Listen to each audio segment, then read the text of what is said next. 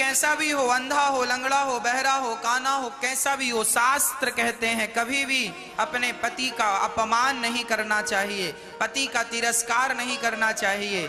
नारी का धर्म है कि वो पति की सेवा करे। किस भाव से? भगवान के भाव से। भगवान जानकर पत्नी अपने पति की सेवा करे।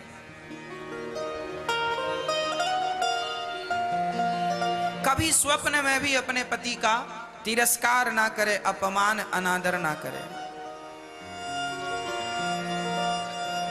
अच्छा, पति पत्नी दोनों को ना जरा समझदार होना चाहिए। गृहस्थी की गाड़ी बिना समझदारी के चलती नहीं है।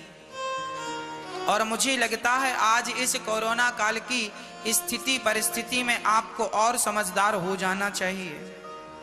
आज हर व्यक्ति का जीवन संकट में पड़ा हुआ है। कब किसी कोरोना हो जाए, कब किसी की मृत्यु हो जाए, कोई नहीं जानता। इसलिए आपके अपनों का प्यार जरूर लूटिए, आप अपनों से प्यार जरूर कीजिए, आप अपनों के करीब रहिए, ताकि कल को ये ना हो कि हम बात नहीं कर पाए, मिल नहीं पाए। जीवन का कोई भरोसा नहीं, बिन भरोसे की जिंदगी। आज ऐसा नहीं है कि कोरोना आया तो आज बिन भरोसे की जिंदगी हो गई। ये बिन भरोसे की जिंदगी तो पहले से ही थी। क्या भरोसा है इस जिंदगी का, साथ देती नहीं है किसी का। श्वास रुक जाएगी चलते चलते, सम्मा बुझ जाएगी जलते जलते, दम निकल जाएगा आदमी का।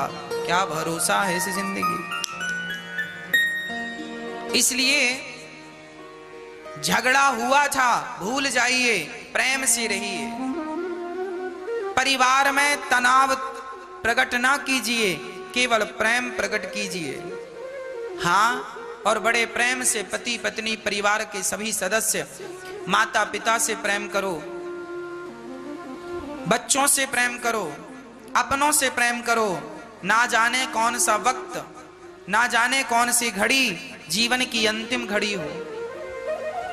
इसलिए हर समय केवल प्रेम से रहा करो।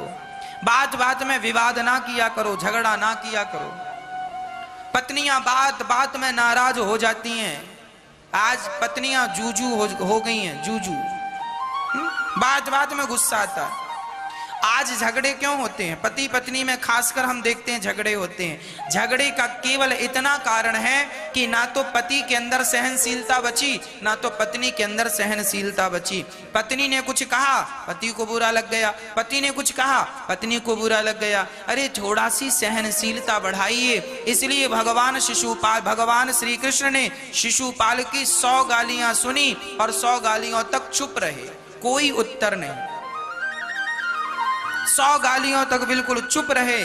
कारण क्या है? कारण सिर्फ यह है, भगवान कहते हैं कि मैं ईश्वर होकर, भगवान होकर यदि 100 गालियां सुनने की ताकत रखता हूं, तो आप इंसान होके 10-20 गालियां तो सुन लो। जो व्यक्ति सहनशील होगा वह व्यक्ति अपनी गृहस्थी बढ़िया चला सकेगा, और जिसके अंदर सहनशीलता नहीं है उसकी गृहस्थी कभी नहीं चलेगी। आजकल लोग शादियां कर लेते हैं, विवाह कर लेते हैं। अरे विवाह करने के पहले विवाह की कोचिंग किया करो, अपने गुरुजनों के पास जाया करो, पूछा करो, गुरुजी गृहस्थी कैसे चलती है आप बताएं। गुरुजी अपना अनुभव बताएंगे, शास्त्रों में जो लिखा है वो आपसे कहेंगे। अरे एक चेला, एक आदमी गुरुजी के पास गया, गुरुजी मेरे पिता कह रहे हैं विवाह कर लो, आप बताओ मैं विवाह करूं या ना करूं, आप निर्णय दीजिए। गुरुजी बैठे हैं और शिष्य कह रहा मैं विवाह करूं कि ना करूं। तभी गुरुजी ने अपनी पत्नी को आवाज लगाई, भाग्यवान सुनती हो जी, बताइए जरा 2 गिलास दूध लेकर आओ और शक्कर डालना, बढ़िया चीनी।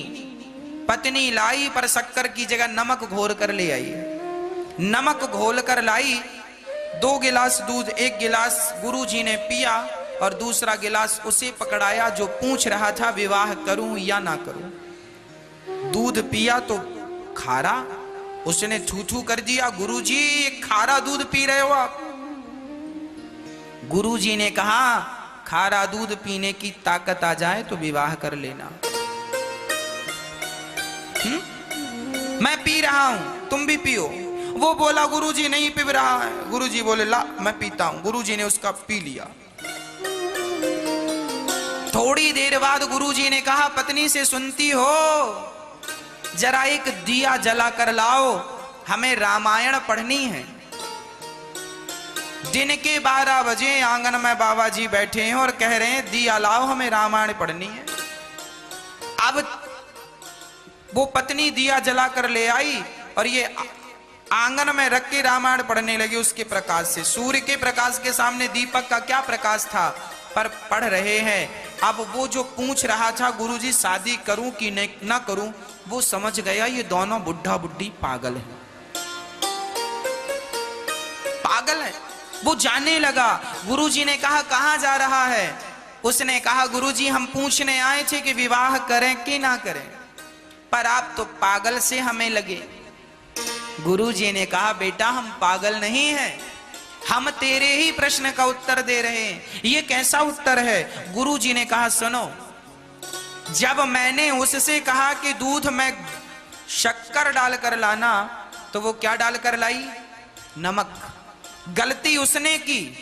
मैं चाहता तो डांट सकता था, क्यों अंधी हो गई है क्या, दिखता नहीं है नमक और शक्कर क्या है? खारा दूध पिला दिया।